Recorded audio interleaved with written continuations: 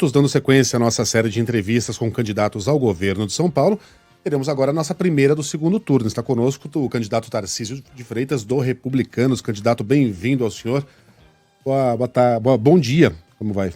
Bom dia, Luiz, Carla, Sheila. Uma alegria estar aqui mais uma vez na Band News FM, nesse momento tão decisivo, né, e nessa importante iniciativa de vocês de promover o debate. Obrigado pelo convite. Tínhamos uma entrevista marcada na semana passada com o candidato do PT, Fernando Haddad, mas o próprio candidato pediu para que essa entrevista fosse remarcada, o que estamos tentando fazer junto à assessoria do candidato ainda para esta semana.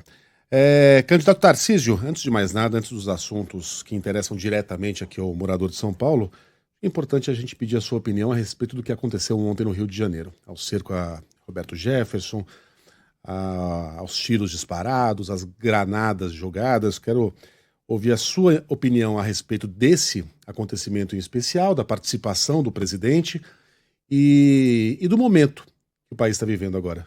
Olha, eu lamento muito o que aconteceu ontem, repudio toda a violência, entendo que isso não faz parte do debate democrático, vejo com preocupação alguns acontecimentos que aconteceram, que estão tomando conta do país nos últimos dias. Primeiro, eu vejo com muita preocupação a questão da falta de liberdade de expressão, a questão da censura. É algo que tem que fazer com que a gente pare para pensar que Brasil a gente quer. A liberdade foi duramente conquistada e a gente não pode abrir mão nem transigir.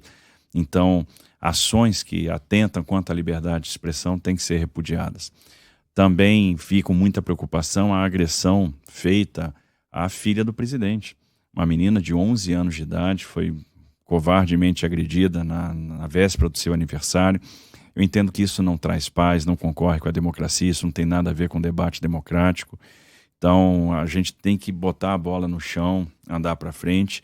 Repudio a agressão do Roberto Jefferson à ministra Carmen Lúcia.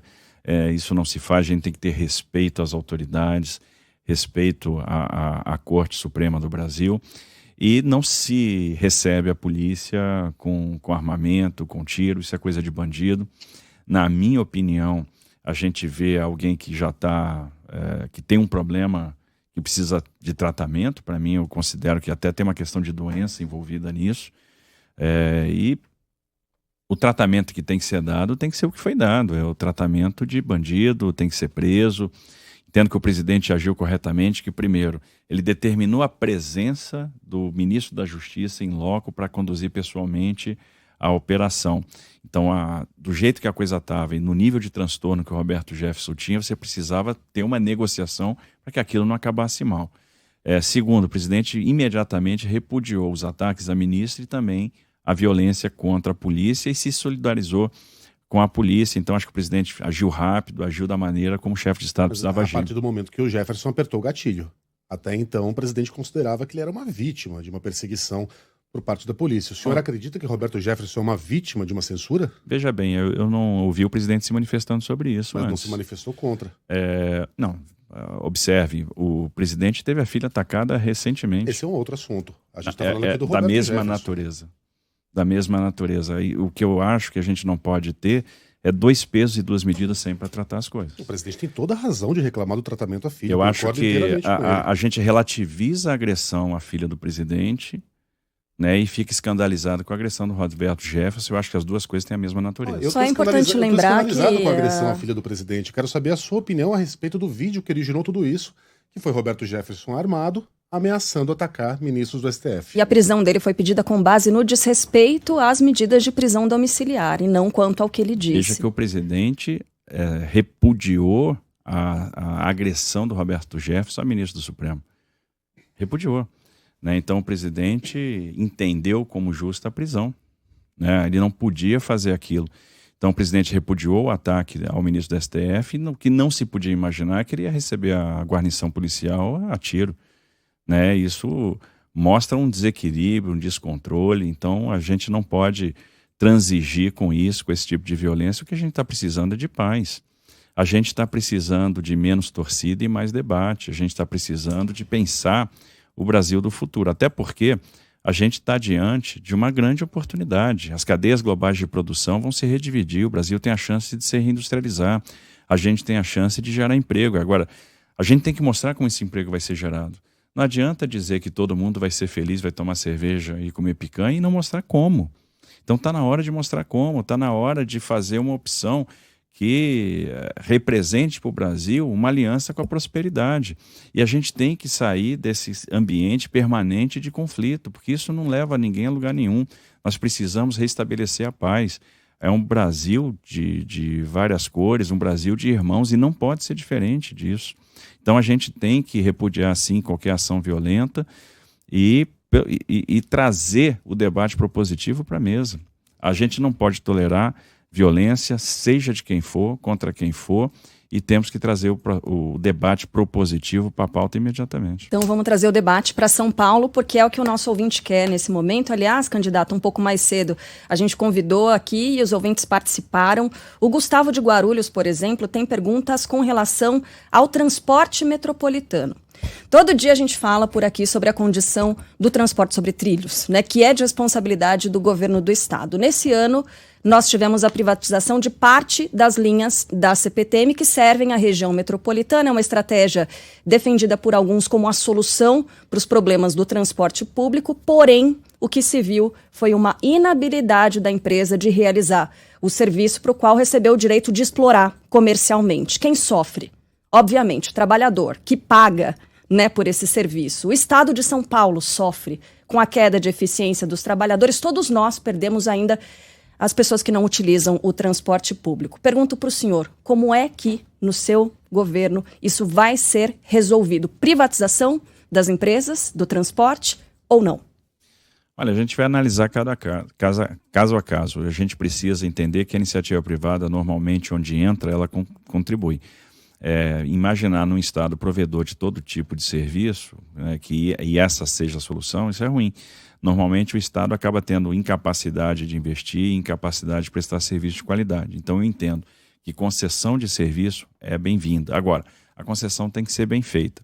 Existem contratos que precisam ser cumpridos. Então, se a empresa não está dando conta de cumprir o seu contrato, a gente tem que exigir, exercer aquilo que está previsto, inclusive as punições previstas, como a multa e até a declaração de caducidade, que é a perda do contrato, para que a gente possa, por exemplo, estruturar uma nova concessão.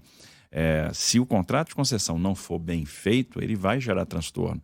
Agora, imaginar que essa não é uma boa saída, também não é o caso, porque normalmente a iniciativa privada entra prestando bons serviços.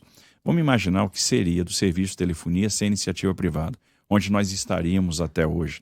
Vamos ver o que aconteceu nos aeroportos brasileiros depois do programa de concessão. A gente pode comparar diversos equipamentos antes e depois para ver como a prestação de serviço melhorou.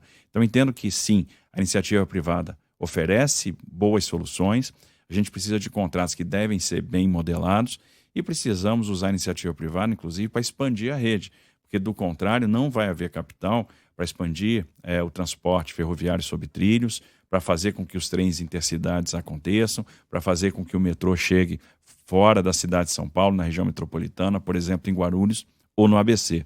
O caminho para isso acontecer, para a gente aumentar o investimento, é o caminho da iniciativa privada, com contratos bem modelados e bem regulados.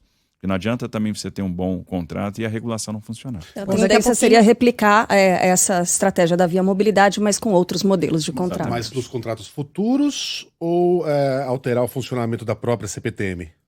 Não, eu entendo para os contratos futuros, né? Obviamente a gente tem que trazer eficiência para a CPTM, investir na governança, fazer com que ela possa também melhorar a sua eficiência no que diz respeito ao investimento e prestação de serviço. Por exemplo, a gente tem várias estações da CPTM sem acessibilidade, então isso prejudica a mobilidade de pessoas com deficiência. Então, há o que se evoluir tanto do que diz respeito à prestação pública via CPTM, quanto à gestão dos contratos que foram concedidos. O senhor falou recentemente, mencionou agora rapidamente Guarulhos, não é que pretende levar o metrô até Guarulhos. É possível, de fato, e dá para fazer em 4 anos essa extensão até Guarulhos? E eu pergunto também sobre a tarifa do metrô. O senhor se compromete? O senhor certamente já se debruçou sobre as contas também que envolvem o transporte sobre trilhos. O senhor se compromete com não aumento no ano que vem das tarifas dos trens do metrô, caso seja eleito? Olha, vamos lá. Eu acho que é fundamental levar o metrô para Guarulhos e também levar para o ABC e Taboão, ou seja, a expansão da linha 4, da Vila Sônia até Taboão, a expansão da linha 15 até Cidade Tiradentes, a expansão da linha 2 até Guarulhos. Então, a ligação da Vila Prudente até a Penha, da Penha até Bosque Maia, a chegada até a Dutra. Então, são os pontos terminais do metrô em Guarulhos. Isso vai atender muita gente. E também do trem, da CPTM, que vai até o bairro do Pimentas, para melhorar a mobilidade daquelas pessoas, né? Um bairro populoso e que precisa de transporte público de qualidade. Então, é possível fazer isso em 4 anos? É porque, inclusive, esse investimento já está contratado. Então, a gente já tem tanto essas duas ligações, né? Tanto da Vila Prudente quanto a Penha e da Penha para Bosque Maia, contratados. Então, é questão de tocar a obra e adequar e monitorar o andamento desse projeto, o andamento do cronograma. E a gente precisa caminhar, né, fazer o esforço para ver a expansão do transporte metrô ferroviário, sabendo da dificuldade que é tocar uma obra dessa natureza e do tempo que você acaba levando para progredir. Agora, nós temos que dar os primeiros passos e andar firmes na expansão. Com relação à tarifa, a gente precisa sim manter. Existe uma questão que a gente está estudando, que é como manter esse valor, porque a gente sabe que o cidadão não suporta pagar mais caro. Felizmente, a inflação no Brasil está caindo por uma série de razões e ver qual é exatamente o tamanho da diferença entre a tarifa social e a tarifa real, para que a gente possa pensar na questão do subsídio, que muitas vezes é necessário. A Sabesp será privatizada? A privatização da Sabesp será estudada e será levada a termo se a gente perceber que é o melhor caminho para a Sabesp e para o cidadão. Uhum. O que a gente precisa pensar em Sabesp? Tem uma coisa em jogo para São Paulo, que é a questão da segurança hídrica. Então, a despoluição de mananciais é fundamental e não dá mais para esperar. E isso se faz com muito investimento. Investimento em rede interceptadora, em rede coletora, em estações de tratamento. E a gente precisa, de fato, encarar a questão da despoluição como uma questão urgente. É fundamental a gente, por exemplo, encurtar o prazo de universalização do serviço de coleta e tratamento do esgoto. E a nossa meta é encurtar em 5 anos. Mas que para isso seja possível, a gente vai ter que investir muitos recursos. Então, a gente precisa de muita eficiência. Nós temos outros 2 desafios aqui em São Paulo. A diminuição das perdas, né, das perdas técnicas, e outro é o reuso de água, porque isso traz segurança hídrica. Bom, tem muita gente falando, se privatizar a tarifa vai subir. Isso não é verdade. É pergunta do Jonas aqui, nosso ouvinte. Como fazer isso sem aumentar a conta de água para a população? Vamos lá. A Eletrobras foi privatizada e a tarifa de energia está caindo. Por que isso foi possível? Modelo. Na privatização da Eletrobras, você tinha um grande ativo, que eram os contratos de concessão para geração de energia. Você, na operação de capitalização, prorrogou esses contratos, isso gerou um volume de recursos, cerca de 32 bilhões de reais, e esse recurso está sendo aportado na conta de desenvolvimento energético. Então, a tarifa de energia caiu. Você privatizou e a tarifa caiu. A Sabesp funciona mais ou menos do mesmo jeito. Você tem um grande ativo, que são os contratos de concessão para prestação de serviço de água e esgoto, principalmente o da capital, que tem muito valor. Quando você faz uma operação de capitalização, isso gera muito recurso, e esse recurso pode ser aportado na diminuição da tarifa. O que eu quero deixar bem claro para todo mundo: nós vamos estudar a privatização, não quer dizer que nós vamos fazer a privatização. A gente vai fazer a privatização se a gente perceber que isso traz mais investimento, melhora a prestação de serviço, a gente garante segurança hídrica e diminui tarifa. Como é que vai ser feito esse estudo? Por meio de uma empresa contratada pelo governo? Por meio do já BNDES. tem uma equipe para... O BNDES tem muita experiência nesse tipo de estruturação de projeto. Então, a gente vai estudar junto do BNDES, vai montar um time muito técnico para ver como que a gente pode levar à frente esse modelo e se esse modelo faz sentido. Nós temos a prestação de serviço da Sabesp em mais de 360 municípios paulistas, então a participação dos municípios é fundamental. Eu entendo que a privatização gera muito investimento, gera recurso para o Tesouro do Estado, gera recurso para os municípios e tem o poder de baixar a tarifa. Se a gente perceber que não consegue aumentar a eficiência e não consegue baixar a tarifa, a gente não vai seguir em frente, a gente não vai prejudicar o cidadão com algo que é tão estratégico. Agora, minha percepção é que esses objetivos são conciliáveis, é que a gente consegue aumentar a carga de investimento e reduzir a tarifa. Se não for, a gente não segue em frente e vai depender da própria Sabesp mostrar para nós que é possível aumentar a eficiência, é possível fazer mais ligações, é possível antecipar a meta de universalização do saneamento, investir em reuso, diminuir perda técnica e diminuir tarifa. Se a gente chegar à conclusão que o modelo público vai nos fornecer tudo isso, a gente continua com ela pública. Não existe dogma, existe foco em resultado. Antes de passar a bola, Carlinha, dentro desse modelo desestatizante que o senhor traz a São Paulo, o senhor já falou do transporte público, sobre trilhos, e da Sabesp. Onde mais ele vai ser sentido aqui no estado? Olha, por exemplo, a gente tem um patrimônio imobiliário muito grande no estado. São 130 bilhões de reais de patrimônio imobiliário e muito desses ativos hoje estão subutilizados. A gente pode trazer um recurso muito grande para o Caixa do Tesouro e isso ajudar muito a realização de investimentos. Então, por exemplo, a desmobilização de parte desse patrimônio imobiliário que está ocioso também está na nossa pauta. Bom, ainda seguindo um pouco desse caminho do menos Estado, né? Como dizia o presidente Jair Bolsonaro, mais Brasil, menos Brasília. Então aqui, redução do Estado no estado de São Paulo. Uma pergunta específica da Marta, que é nossa ouvinte e é funcionária da Secretaria Estadual da Educação. Ela diz o seguinte, estamos com defasagem de pessoal há muitos anos. Por exemplo, o módulo de agentes de organização escolar da minha escola deveria ter 9 pessoas. Trabalhamos com 4. Apenas. Vai abrir concurso público para sanar essa falta de pessoal ou vai continuar com contratos anuais, onde perdemos tempo e energia treinando o funcionário, quando ele aprende o serviço, acaba o contrato? Observe, quando eu falo em desestatizar, é justamente para melhorar a qualidade da prestação de serviço. Porque quando eu começo a trabalhar com a iniciativa privada no transporte, no saneamento, quando eu desmobilizo ativos do Estado que estão aí onerando o tesouro e não gerando receita, gerando, pelo contrário, despesa, para sobrar mais dinheiro para a gente poder investir em educação, poder investir em segurança, poder investir em saúde. Então a gente precisa contratar profissionais de educação, profissionais para a área da saúde e profissionais para a de segurança, que essa é a função do Estado. O Estado é uma grande empresa de prestação de serviço e precisa prestar um serviço de qualidade para o cidadão.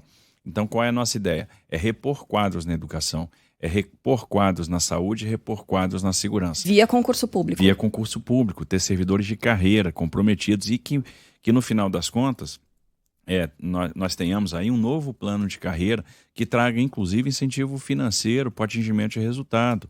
Esse é o grande pacto que a gente precisa fazer. Quando eu penso em educação, eu tenho 2 indicadores que são fundamentais para que o aluno tenha as ferramentas que vão possibilitar o ingresso no mercado de trabalho lá na frente. Frequência e performance. Eu tenho que monitorar a frequência, eu tenho que monitorar a performance. Ter incentivo financeiro atrelado a esses parâmetros é uma coisa super interessante. Então, você trabalhar realmente com o cumprimento do piso da educação e com mais bônus financeiro pelo atingimento de resultados, eu entendo que é uma boa prática. E em relação às universidades públicas estaduais, candidato, o senhor pretende mudar a forma de financiamento dessas instituições?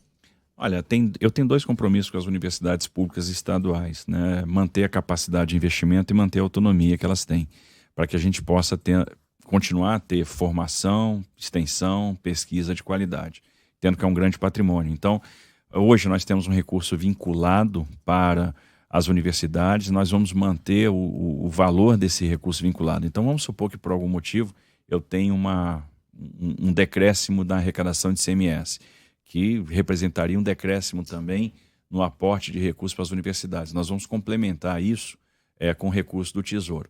E eu tenho um compromisso com as universidades também de, sendo feita uma reforma tributária, estudar como a gente faz a manutenção dos repasses financeiros e até constitucionalizar essa transferência em função da manutenção desse estoque para dar o alívio financeiro, o conforto financeiro, porque essas universidades que prestam um serviço tão importante para o Estado de São Paulo, elas possam continuar nos orgulhando.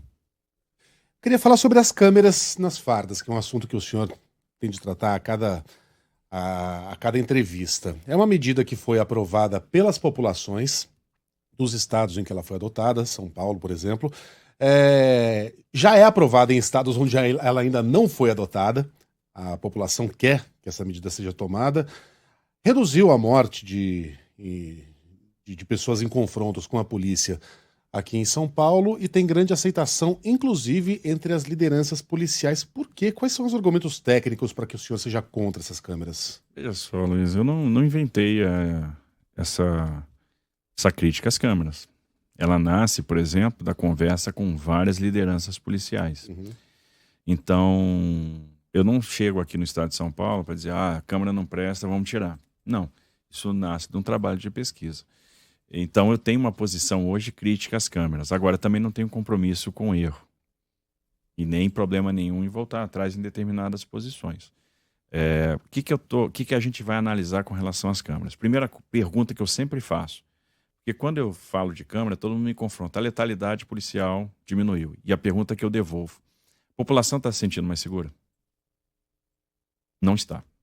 A gente está sofrendo com os crimes contra o patrimônio, está sofrendo com a quadrilha do Pix, a gente está sofrendo com o roubo de celular. Os pais, mães, não conseguem ficar tranquilos quando seus filhos vão para a rua, quando eles saem à noite. Eles não sabem se ele vai voltar em segurança.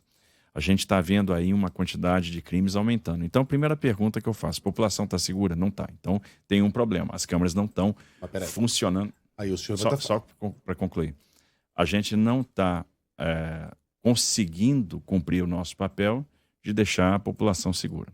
Segunda coisa que a gente tem que analisar. Quando eu analiso a produtividade dos batalhões com câmara e sem câmara, a área de influência daqueles batalhões, houve diminuição ou aumento de crimes. Então a gente fez um estudo rápido, obviamente ele necessita ser aprofundado, mas a gente viu crimes contra patrimônio, roubo de celular, tentativa de estupro subindo nas áreas de influência dos batalhões que estão usando câmera. Terceiro, quando a gente conversa com os policiais que estão no dia a dia, o que a gente está percebendo? A inibição de pessoas que deixaram de fazer denúncias, a gente está vendo a utilização de iscas, então menores infratores que conseguem desmobilizar uma guarnição porque a polícia tem que levar aquela criança para um distrito para fazer um flagrante, para ele ser liberado imediatamente e no final das contas a gente deixa uma determinada área desguarnecida.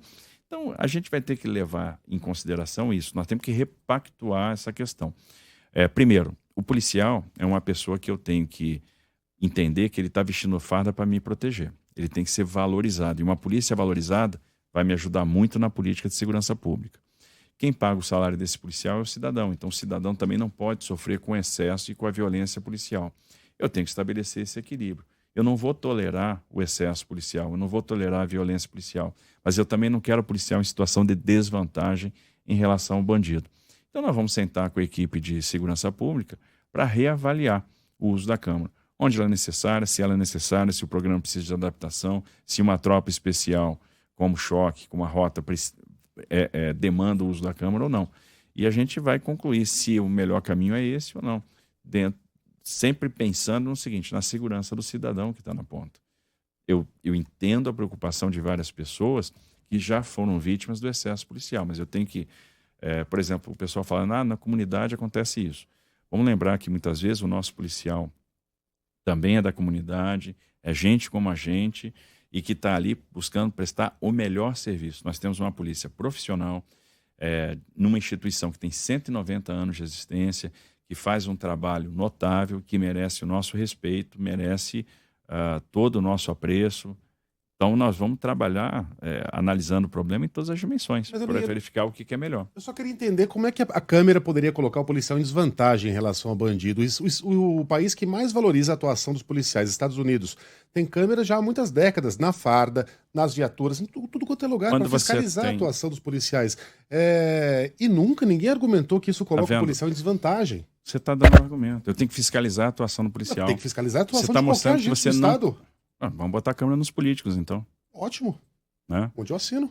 Vamos botar a câmera nos políticos. Ótimo, perfeito. Porque no final das contas você está mostrando o seguinte, eu desconfio do policial. Não. Você querer fiscalizar a atuação de um agente público não é você dizer que desconfia da atuação do policial. Entendeu? Isso aí seria ótimo se o policial, por exemplo, tivesse todo o respaldo do Estado. Se o policial não fosse afastado quando se envolvesse numa ocorrência. Quando o policial, por exemplo, tira dinheiro do bolso para se defender numa ação. E aí o próprio policial diz, estou sendo filmado, eu não vou me envolver nessa ocorrência. É isso que está acontecendo. Em qual ocorrência? De oferecer dinheiro do próprio bolso? Não é isso. Eu estou falando o seguinte, eu estou falando que muitas vezes o policial se envolve numa ocorrência, ele é afastado, ele é processado, ele tem que tirar dinheiro do bolso para pagar advogado, porque ele não tem assistência jurídica do Estado. Esse policial. Imediatamente o que aconteceu seria esclarecido. Esse é o seu ponto de vista. E o seu? O meu não. O meu é que muitas vezes o policial está, poxa, eu estou sendo filmado, eu não vou me envolver nessa ocorrência.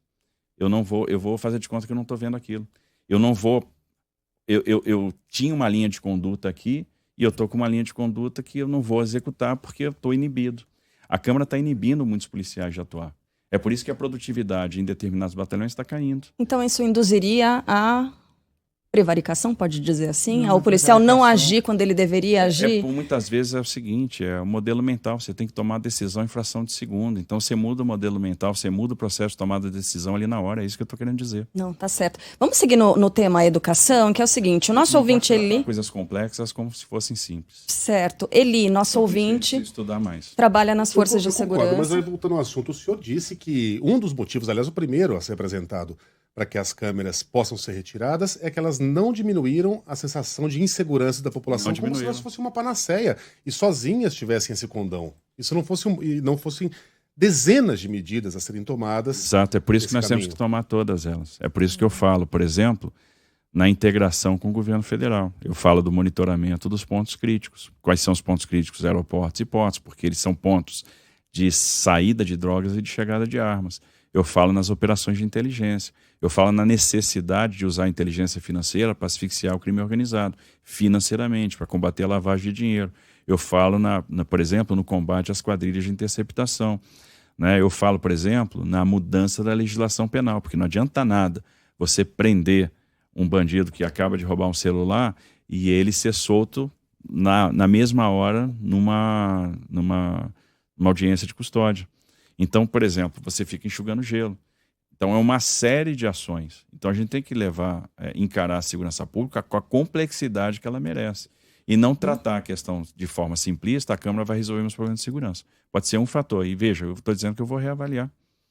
Para ver se qual é o melhor modelo para aumentar a produtividade da polícia. Há tempo, Sheila, para mais uma pergunta? Porque o nosso ouvinte Eli queria justamente continuar nesse tema da segurança pública. Ele fala sobre delegacias sucateadas, também a polícia militar, né, com coletes vencidos, viaturas muito antigas. Ele está fazendo esse questionamento também com relação a efetivo, né, Sheila? A Cláudia também é ouvinte que escreve para cá, falando do déficit histórico de efetivo das polícias e como o senhor pretende resolver. Bom, primeiro você tem que fazer concurso, ter uma programação de concurso, uma rotina de concurso para trazer novos profissionais. É um déficit de quase 15 mil homens na Polícia Civil, de 13 mil homens pelo menos na Polícia Militar. Observe que a população está aumentando e o efetivo está caindo. A gente tem distritos policiais que hoje não operam por falta de efetivo, e isso faz com que, a partir do momento que a gente tem uma ocorrência ou faça um flagrante, uma guarnição da polícia tenha que viajar 150 quilômetros muitas vezes para fazer um boletim de ocorrência. E aí você desguarnece aquela região onde aquela viatura estava fazendo policiamento ostensivo. Então a gente tem que ter uma programação de concurso público. Só o concurso não resolve. Você tem que ter a capacidade de reter as pessoas na carreira. E aí precisa de plano de carreira. Um plano de carreira que dê mobilidade, permita a sensação de ascensão, que dê um salário digno, ou seja, um salário que seja compatível com o que existe em outras polícias, em outros estados, que seja compatível com o custo de vida que nós temos aqui, que você valorize esses profissionais do ponto de vista médico, ou seja, a assistência médica é fundamental. Existem problemas de saúde mental que a gente precisa tratar. O policial que está aí no combate do dia a dia é mais suscetível, por exemplo, à depressão. E é uma chaga da nossa sociedade. É mesmo. Então eu tenho que olhar essa questão. Outra coisa é a assistência jurídica. O policial tem que entender que o Estado está dando respaldo para a sua atuação correta. E, obviamente, a renovação de quadros é fundamental. Então, esse alinhamento de ações de valorização é fundamental para que a gente faça concurso, reponha efetivo e retenha os efetivos nas corporações. Candidato Tarcísio de Freitas, do Republicanos, obrigado pela sua participação. Acho que a gente tem que sempre tratar do bom debate aqui, discutir quando necessário. E o senhor é um homem que se mostra bastante aberto ao debate, à discussão. Gosto muito quando o senhor diz que não tem compromisso com o erro. O mesmo a gente pode dizer também do candidato Fernando Haddad. Essa campanha aqui em São Paulo tem sido um oásis de propostas. A gente agradece muito a sua participação aqui na Band News FM. Uma boa semana. Está muito corrida a semana? É que não. Imagina. Tá tranquilo, né? Uma boa semana para o senhor, uma boa eleição no domingo. Olha, eu que agradeço, Luiz, Carla, Sheila, obrigado aí pela oportunidade, parabéns por promover o debate. Eu acho que é importante para que o cidadão, para que o eleitor forme convicção e faça a melhor escolha possível. Obrigada, candidato. Até. Obrigado, gente.